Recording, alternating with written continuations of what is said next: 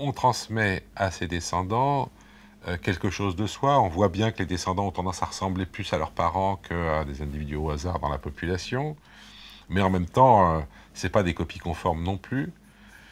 Alors ce qu'on sait, donc, c'est qu'on transmet à nos descendants des gènes. Mais on n'en est pas arrivé là tout de suite. On a commencé par penser qu'on produisait des descendants en leur donnant un peu de tout ce qu'on était. On ne savait pas comment, mais par des fluides qui se transmettraient, qui se mélangeraient chez l'enfant par des deux parents, à moins que ça soit seulement un des deux parents qui fasse le descendant. Et ça, c'est quelque chose qui a été pensé. Et d'ailleurs, il y a eu une forte pression pour penser que c'était le père qui faisait le descendant. Hein. Et malheureusement, c'est quelque chose qu'on raconte encore aux enfants. Alors il faut arrêter de raconter ce genre d'histoire. Hein.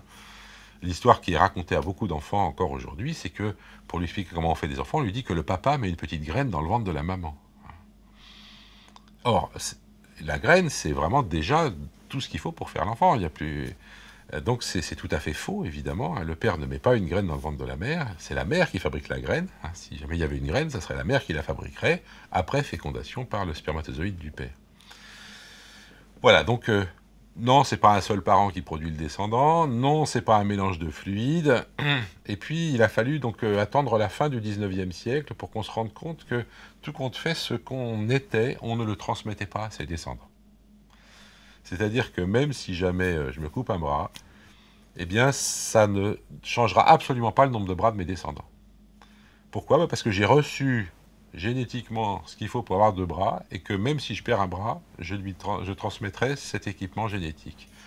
C'est-à-dire que les individus ne produisent pas d'hérédité, ils ne font que transmettre l'hérédité qu'ils ont reçue de leurs parents.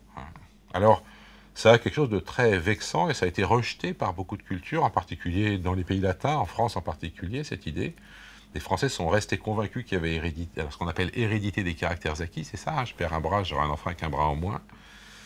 Les Français ont cru ça très longtemps, jusqu'au milieu du XXe siècle, et donc ça c'est faux globalement. Hein. Enfin c'est faux absolument si jamais il s'agit par exemple de perdre un bras. Récemment je racontais ça à des étudiants, et il y en a un qui me dit mais ils étaient bêtes quand même, ils n'ont pas vu que les gens à un bras faisaient des descendants à deux bras. Et bien sûr qu'ils l'ont vu. Mais il y a une réponse que presque tout le monde connaît, parce que c'est encore une autre idiotie qui se raconte dans la culture classique française, c'est qu'on va dire aux gens, oui, mais ça saute des générations. Alors cette phrase-là aussi, il faut la proscrire, hein, c'est comme la petite graine. Hein. Ça saute pas des générations. On disait aux gens, oui, ton enfant a deux bras, mais un jour ou l'autre, ça ressortira quand il aura des enfants ou des petits-enfants. Évidemment, ce n'était pas vérifiable, donc on pouvait raconter ce genre d'histoire.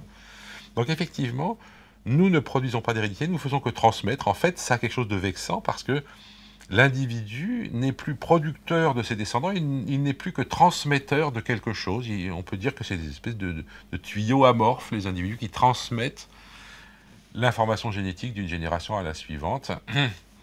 Et donc les gènes vont avoir une influence sur la façon dont est constitué le descendant et vont expliquer la ressemblance entre le parent et le descendant. Mais les gènes ne vont pas agir tout seuls, ils vont même pas être transmis tout seuls, ils sont transmis dans une cellule, et cette cellule peut contenir une certaine information, et puis surtout, l'environnement va jouer lui aussi. Donc, tout individu est le produit de trois composantes, hein, les gènes qu'il a reçus, la cellule, et d'ailleurs la mère dans laquelle il a grandi, et puis l'environnement. Et ces trois composantes sont intimement liées pour produire un individu. Il n'y a aucun moyen de dire qu'un individu est plus ses gènes, ou plus sa mère, ou plus son environnement.